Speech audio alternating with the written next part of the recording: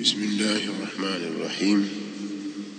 الحمد لله رب العالمين، والصلاة والسلام على أشرف الأنبياء والمرسلين نبينا محمد وعلى آله وصحابته أجمعين والتابعين لهم بإحسان إلى يوم الدين. أما بعد،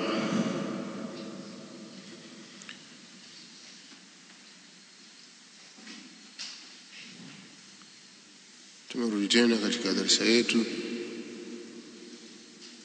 ya hadithi za Mtume Muhammad sallallahu alayhi wa alihi wasallam kupitia alkitab aljami'u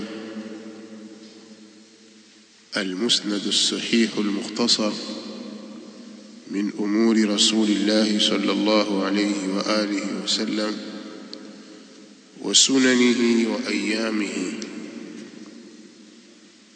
ambacho ni mashuhuri na ni maarufu kwa jina la Sahih al-Bukhari, kitabu cha al-Imam أمير المؤمنين في وقته أبو عبد الله محمد ابن إسماعيل ابن إبراهيم ابن المغيرة ابن بردزبة الجعفي مولاهم البخاري رحمه الله تعالى. mara ya mwisho tulianza kusoma kitabu as-Salah, tukaisoma hadithi ya Anas ibn Malik radhiyallahu ta'ala anhu, ambayo inazungumzia masala ya kufaradhisha swala na namna gani swala ilifaradhishwa katika wakati wa Isra. Tutaanza hadithi hii biidhnillah ta'ala kwa mara nyingine tena.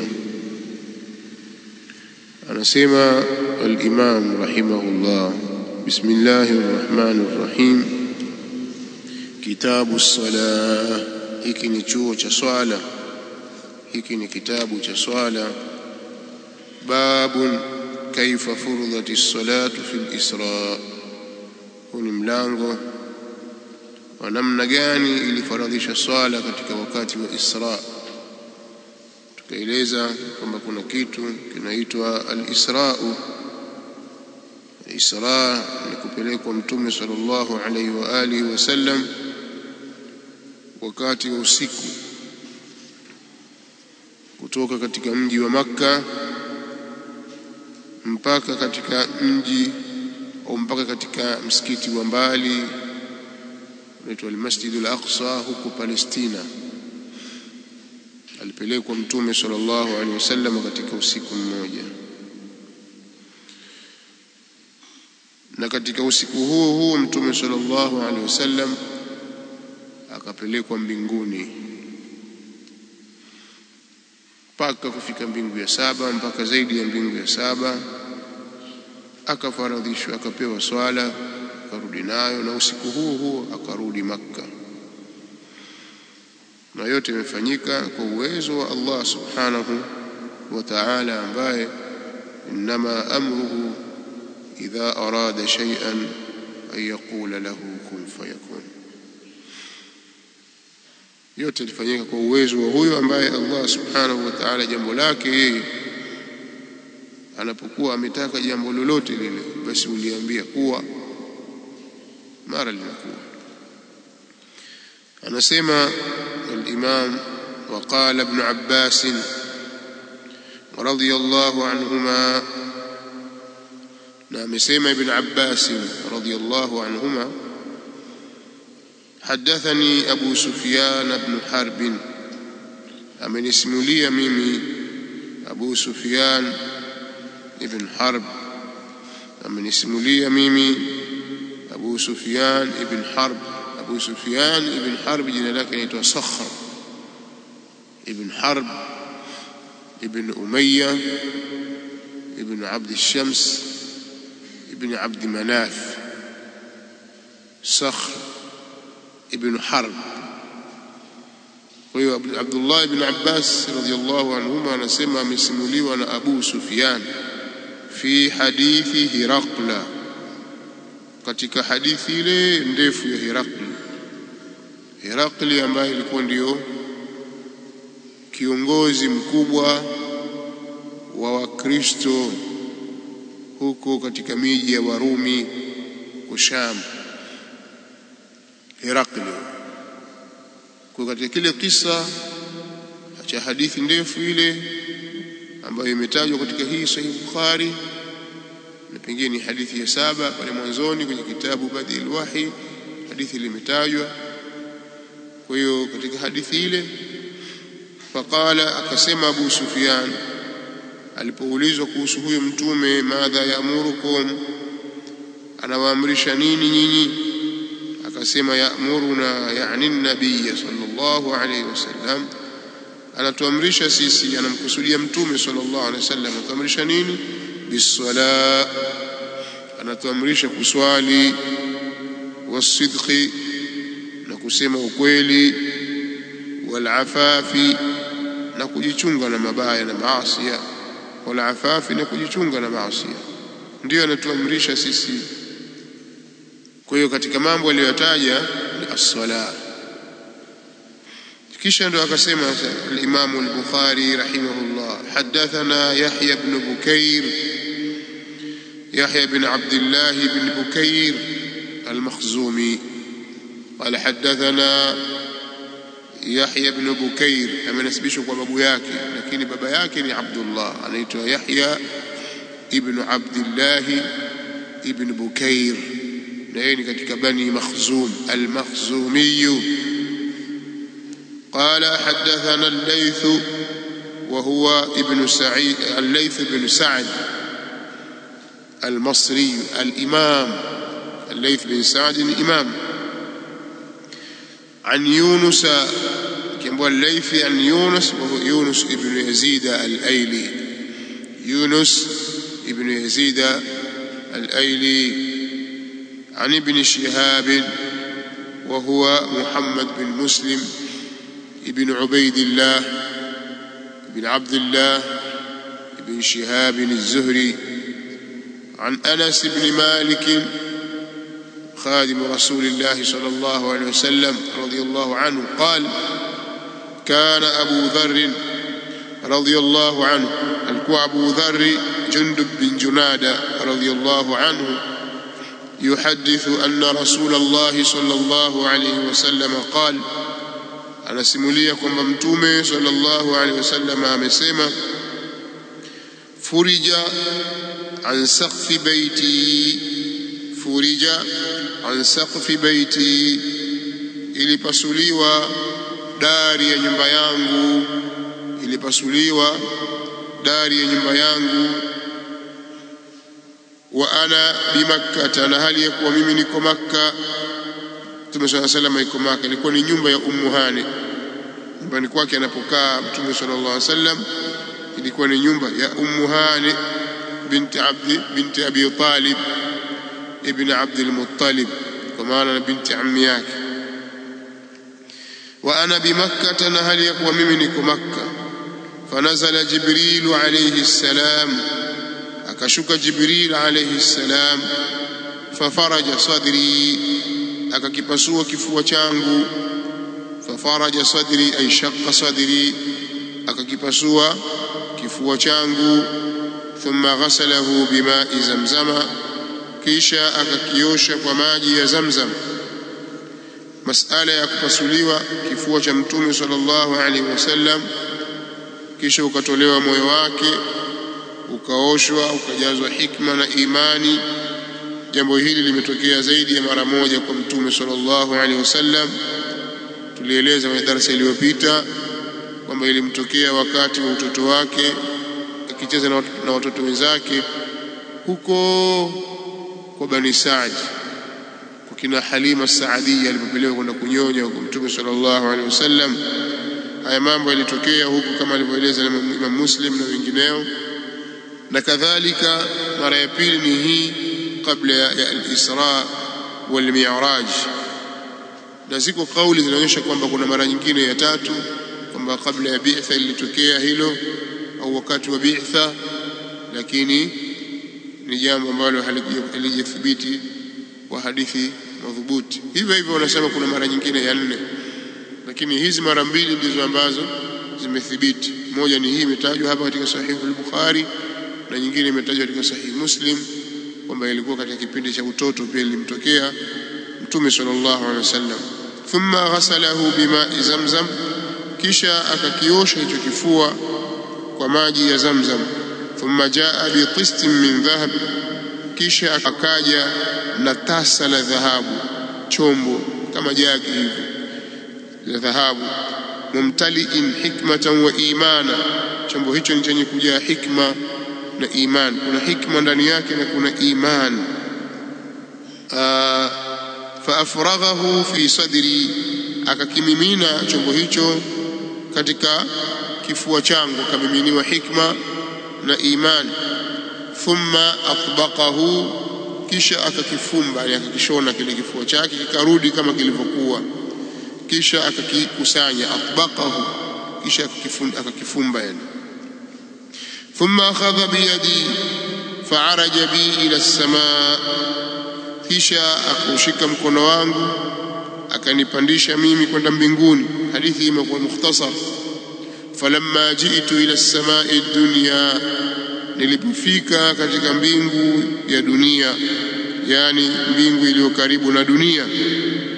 Qala Jibrilu alayhi salatu wassalam, akasema Jibril alayhi salatu wassalam li khazini as-samaa, kumwambia yule mlinzi wa mbingu, iftah, fungua. Qala man hadha, akasema yule mlinzi, ni nani huyu? Kumuuliza Jibril. Qala hadha Jibril, akasema huyu ni Jibril. Qala hal ma'aka ahadun, akauliza mlinzi, je, pamoja na wewe kuna yoyote? Kuna mtu pamoja na wewe? Qala na'am ma'i Muhammadun, akasema ndio, pamoja na mimi yuko Muhammad. Faqal, akauliza, ursila ilayhi, je, ametumwa yani kuja mbinguni? Qala na'am, akasema ndio. Kwa hiyo katika hadithi hii pana ushahidi wa kuonyesha kwamba mbingu zina milango. Hilo jambo la kwanza. Jambo la pili, katika hiyo milango pia kuna walinzi wanaolinda. Hakuna kinachoweza kupita hapo bila ya idhini ya hao walinzi.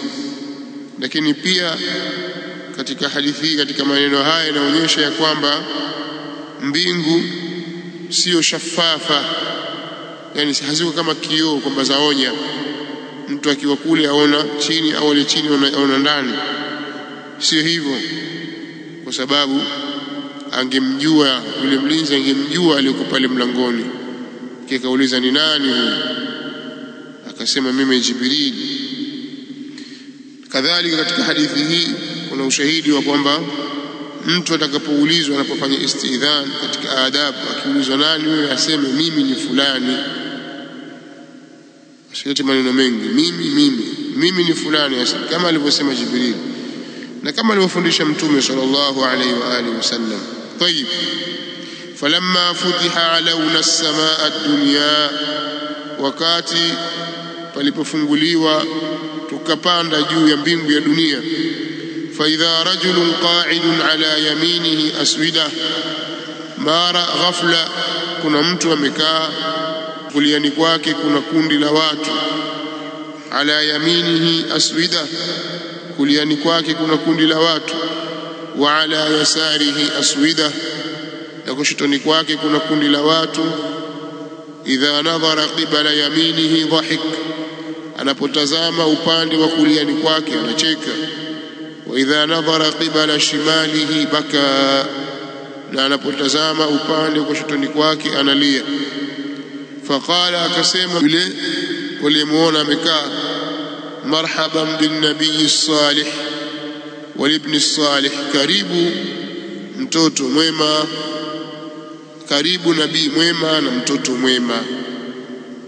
Akataja nabii walipi karibu nabii mwema na mtoto mwema. Qultu li Jibril man hadha, nikamuuliza Jibril, huyu ni nani? Qala hadha Adam, akasema huyu ni Adam. Wa hadhihi al-aswida an yaminihi wa shimalihi, na haya makundi yaliyoko kuliani kwake na kushotoni kwake, nasamu bani, ni roho za watoto wake. Nasamu bani jamu nasama, wa hiya ruh, nasama ni ruh. Na haya makundi leona kuliani na kushotoni ni roho za watoto wake. Fa ahlul yamini minhum ahlul janna, wale watu wa upande wa kuliani katika hao ndio watu wa peponi. Wal aswidatu allati an shimalihi ahlun nar, na kundi ambalo liko kushtoni kwake ni watu wa motoni. Fa idha nadhara an yaminihi dhahik, anapotazama upande wa kuliani kwake anacheka. Wa idha nadhara qibala shimalihi baka, na anapotazama upande wa kushtoni kwake analia. Hatta urija bi ila as-samai thaniya, mpaka nilipopandishwa mimi kwenda mbingu ya pili. Faqala li khaziniha, akamwambia yule mlinzi wake, iftah, fungua. Faqala lahu khazinuha mithla ma qala al-awwal, akasema yule mlinzi wake mfano wa maneno aliyoyasema yule wa kwanza. Fafutiha, pakafunguliwa. Qala Anas radiyallahu anhu, akasema Anas radiyallahu anhu, fadhakara annahu wajada fi samawat, akataja kwamba yeye Mtume sallallahu alaihi wasallam aliwakuta katika mbingu Adama wa Idrisa wa Musa wa Isa wa Ibrahim, amewakuta hao alayhimus salatu wassalam. Walam yathbut kaifa manaziluhum, na haikuthibiti ni vipi zilikuwa daraja zao, kwamba huyu mbingu ya kwanza, huyu ngapi, haikuelezwa hivyo katika hadithi aliyoitaja. Ghaira annahu dhakara annahu wajada Adama fi as-samai ad-dunya, isipokuwa kwamba yeye ametaja kwamba amemkuta Adam katika mbingu ya dunia, yani iliyo karibu na dunia. Wa Ibrahima fi as-samai as-sadisa, na akataja kwamba Ibrahim alimkuta katika mbingu ya 6. Hiyo riwaya iko hivyo, lakini riwaya nyingine zilizokuja ni kwamba Ibrahim alikuwa katika mbingu ya 7, na zikatajwa manazil. Ziko riwaya nyingine zimethibiti Adam mbingu ya kwanza, na mbingu ya pili wakamkuta nani? Wakamkuta Isa na Yahya, na mbingu ya 3 wakamkuta Yusuf, mbingu ya 4 wakamkuta Idris, mbingu ya 5 wakamkuta Harun, ya 6 wakamkuta Musa, ya 7 wakamkuta Ibrahim alayhimus salatu wassalam. sawa.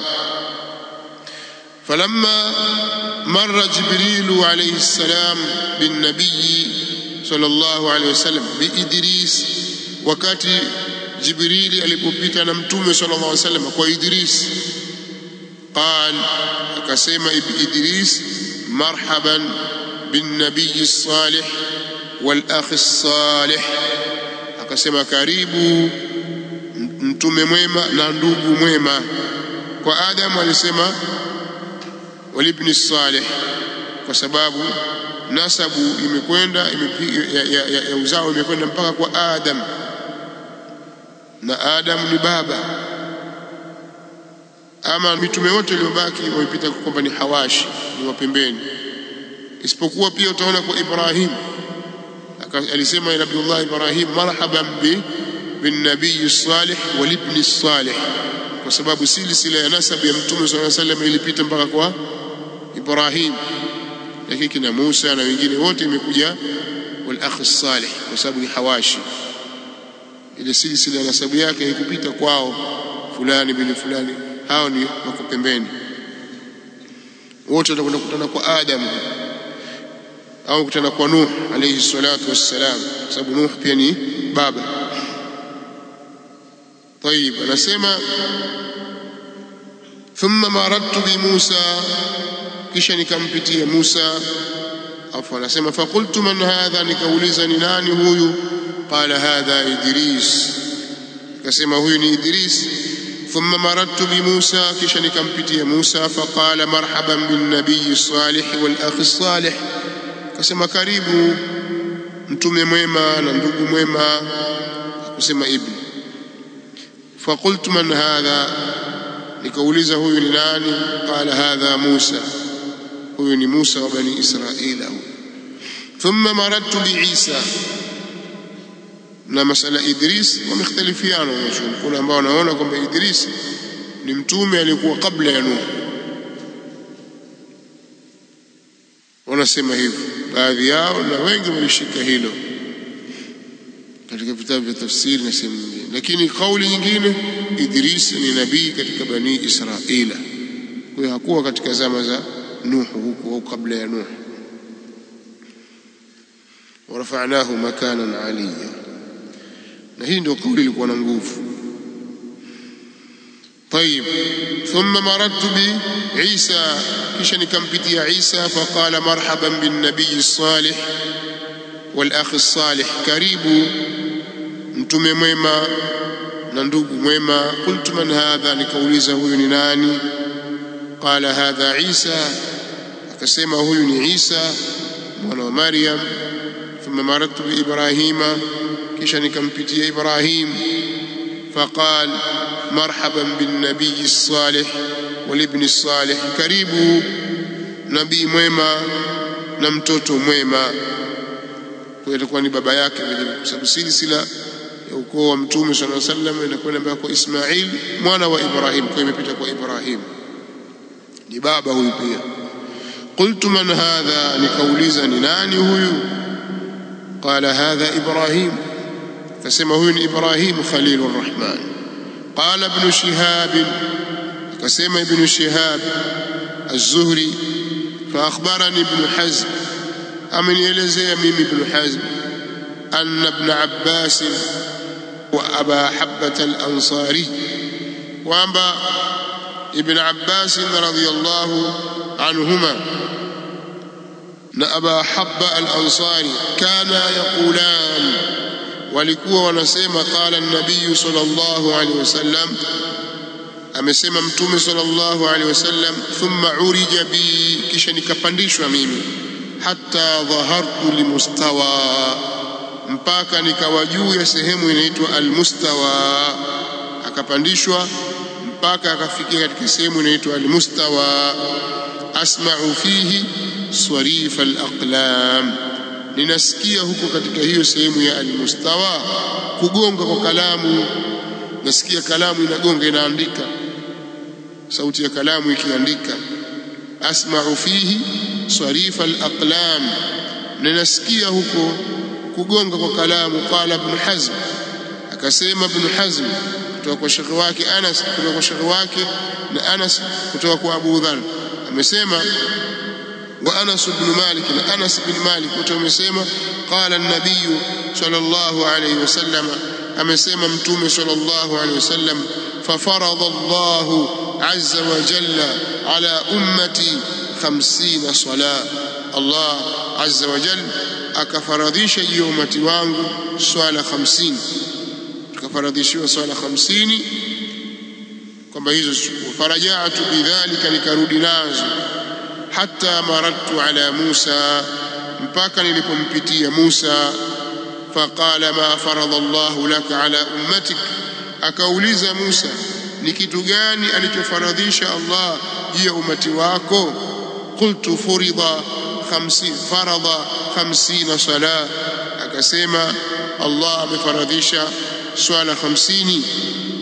Qala farji ila rabbik, akasema Musa alayhi salatu wassalam kuniambia mimi, rudi kwa Mola wako, swala 50 rudi, fa inna ummataka la tutiqu dhalika, kwa sababu ummati wako hawataliweza hilo, hizo swala 50 hawataziweza. Faraja'tu fawada'a shatraha, nikamrejea Mola wangu na akapunguza nusu yake, shatraha akapunguza nusu yake. Faraja'tu ila Musa, nikarudi kwa Musa, qultu wada'a shatraha, nikamwambia amepunguza nusu yake, ameondosha nusu yake. Faqala raji' rabbak, akasema mrejee Mola wako, fa inna ummataka la tutiqu dhalik, hakika umati wako hawataliweza hilo.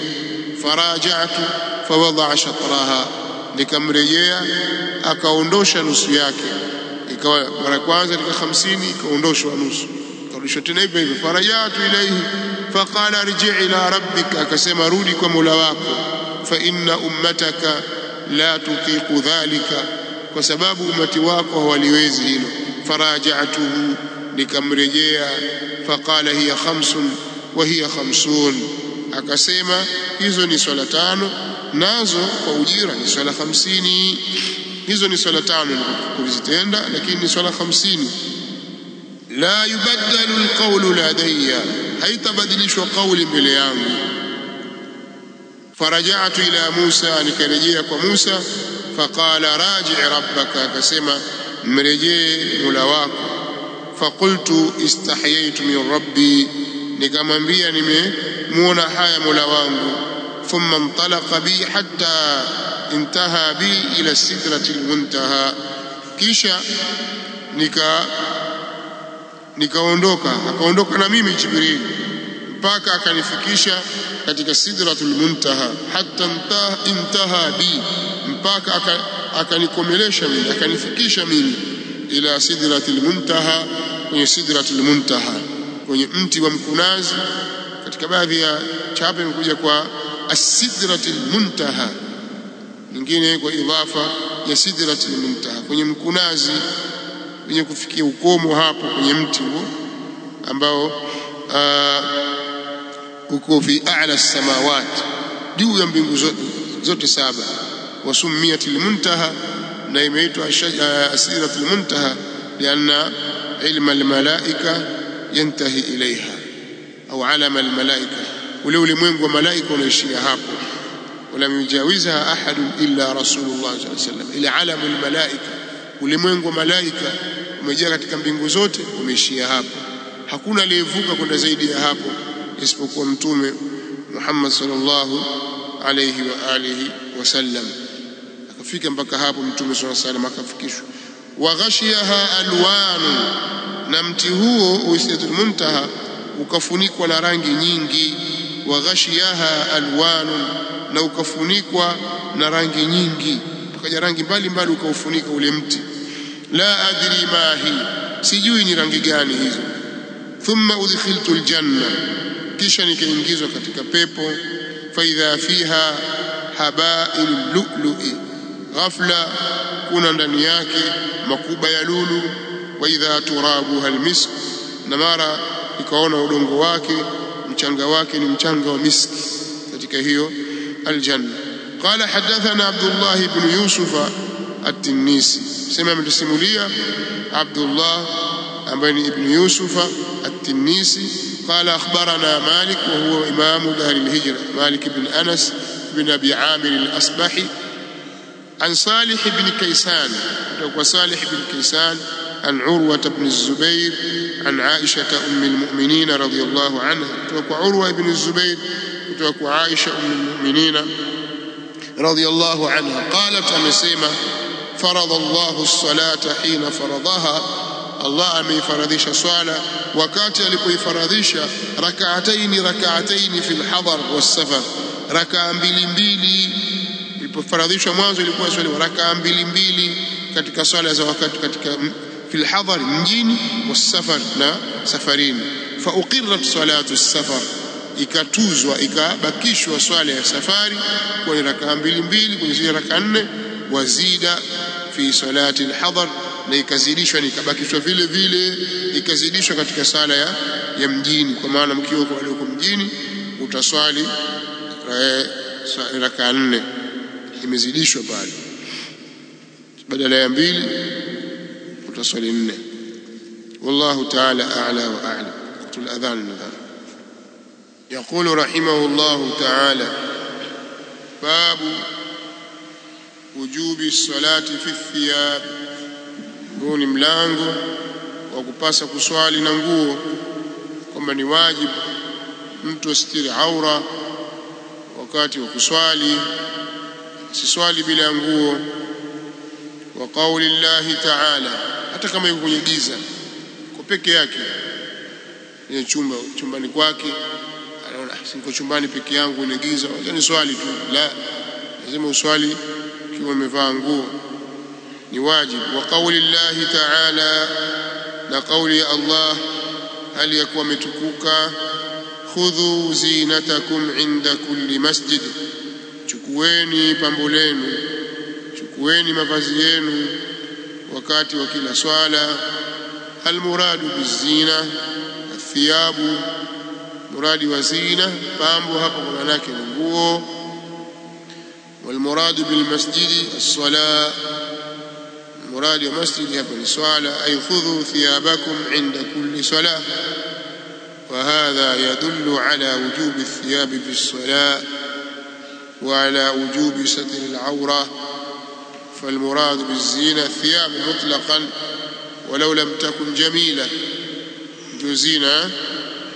وسميت الثياب زينة لأن الثياب تجمل الإنسان من العرى الذي هو مستقبح. سبوني بامبو أمالنا vazi linamstiri linampamba mtu na kutokana na kuwa uchi, ambalo ni jambo baya. Wala yushtaratu an yakuna thawbu jamilan, vaa nguo yako msikitini, lakini in kana jadidan maghsulan fahuwa afdal. Kina pokuwa nguo ni mpya au nguo imefuliwa vizuri, hiyo ni bora zaidi. Lakini law salla fi thawbin ghairi maghsulin أو غير جديد فلا حرج ويكون له زينة ونبامه. ومن صلى ملتحفا في ثوب واحد، نحكم من يكسوالي هل يكون من يكجزونغا زونغا nguo moja. Multahifan, hal yakun mwenye kujizonga zonga katika nguo moja, anajishuka moja tukajizungushia, thawb alwahida. sawa. Anasema waman salla multahifan fi thawbin wahid. ويذكر عن سلمة ابن الأكوع، na hutajwa kutoka kwa Salama ibn al-Akwa,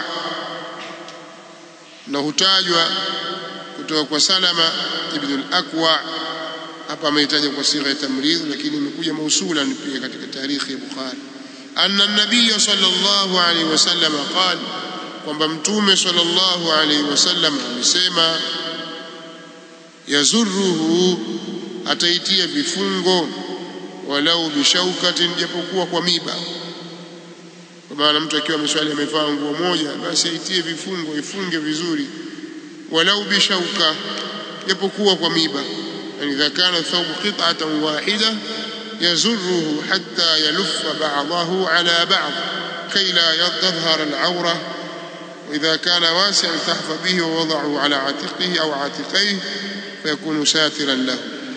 وفي إسناده نظر، نبانا كذلك إسنادياك نظر، وسبب بتوقع موسى بن محمد وهو منكر الحديث.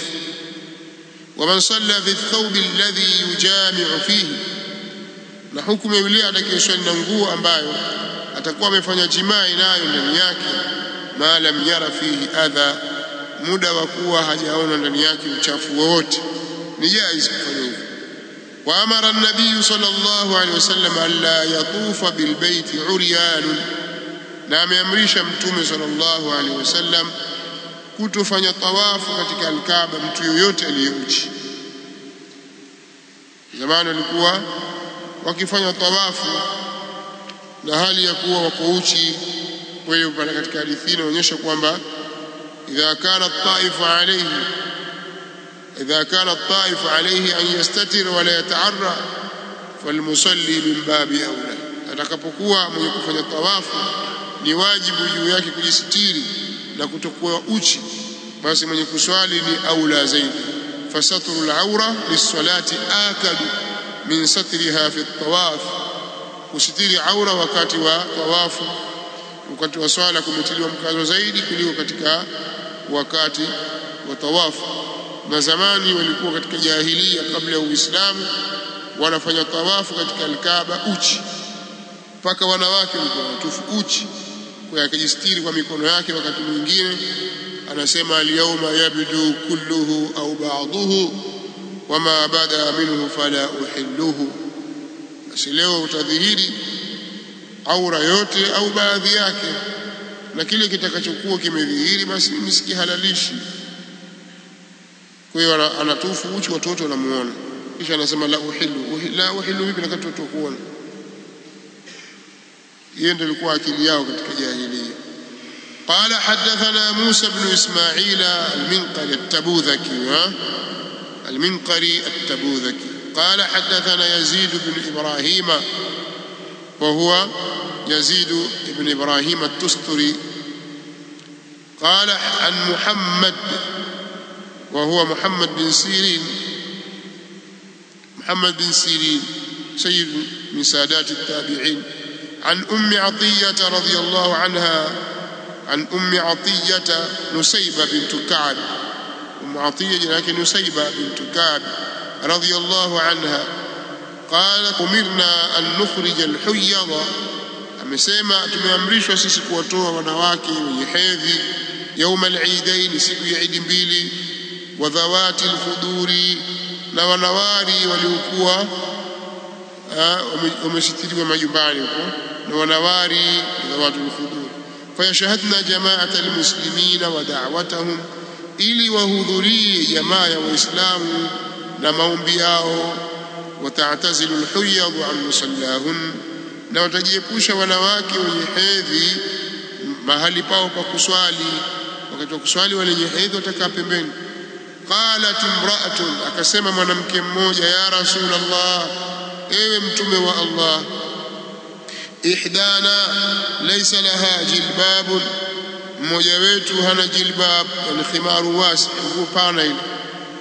Qala litulbisha sahibuha min jilbabiha, akasema mtume sallallahu alaihi wasallam mwenzake, rafiki yake, litulbisha sahibatuha, na mvishe mwenzake min jilbabiha, katika nguo yake. Basi amwazima, ampe rafiki yake, chukua hii, nenda kaswalia watu wa zamani nguo wale ambao hawana.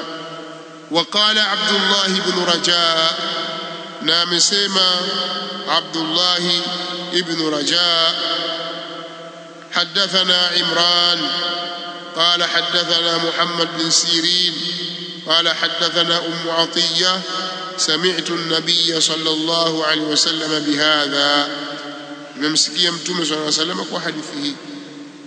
والله تعالى أعلى وأعلم. إن شاء الله تقول لي باب عقد الإزار على القفا في الصلاة، صلي السنة صلي الفرض.